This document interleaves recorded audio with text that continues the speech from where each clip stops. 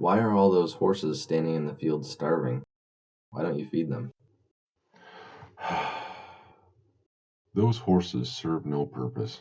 They're too old to be ridden, and we can't afford to fully feed them. Ever since butchering horses became illegal, those horses have stuck around for too long without serving a useful purpose.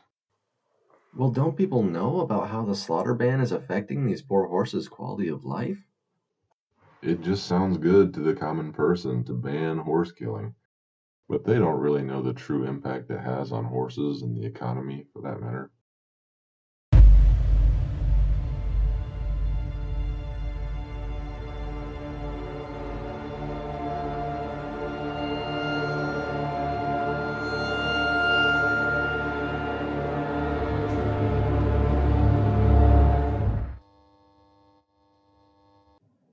Hey, buddy, wanna buy some tickets to heaven? No. Hey, maybe you can help me with my horse problem. I'll tell you what you gotta do. You gotta get on the news, yeah. Yeah, getting on the news will solve your problem for sure. I don't know how to do that.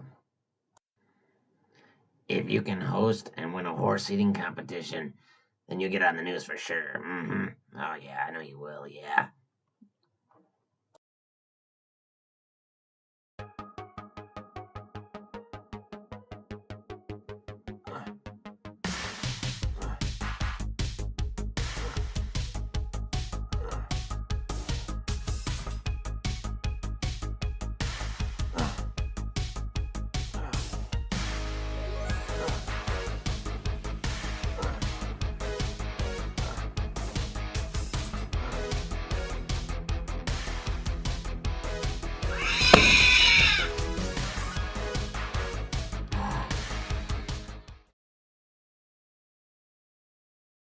Training for an eating competition is a lot harder than I thought.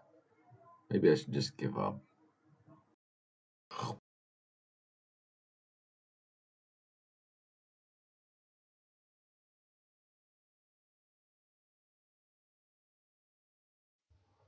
Hey, I heard what you're doing for horse kind. We horses would be much better off if the slaughter ban was lifted. Thanks for saying something. I know deep down what is right, and you have given me the push I need to stay on the path of success.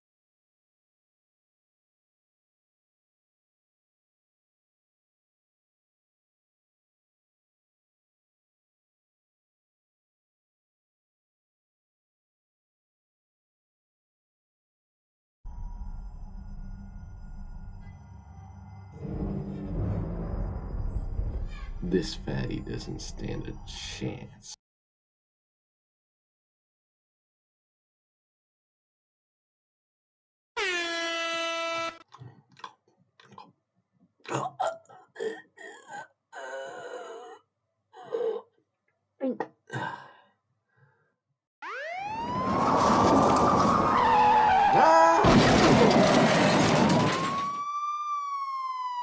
Put your hands in the air. Turn around.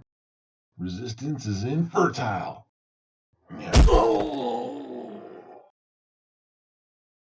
Let this serve as a lesson to all you would-be criminals.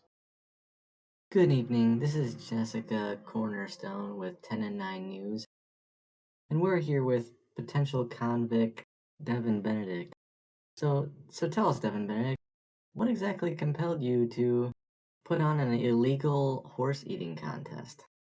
So, first of all, thanks for interviewing me. I did this whole thing to raise awareness that eating horses is not only better for the economy, but is much better for horse quality of life. Horses that can't be consumed are starving out in fields and being abused and neglected. So, yeah, really, this was my plan all along. I wanted to get on the news in order to raise awareness.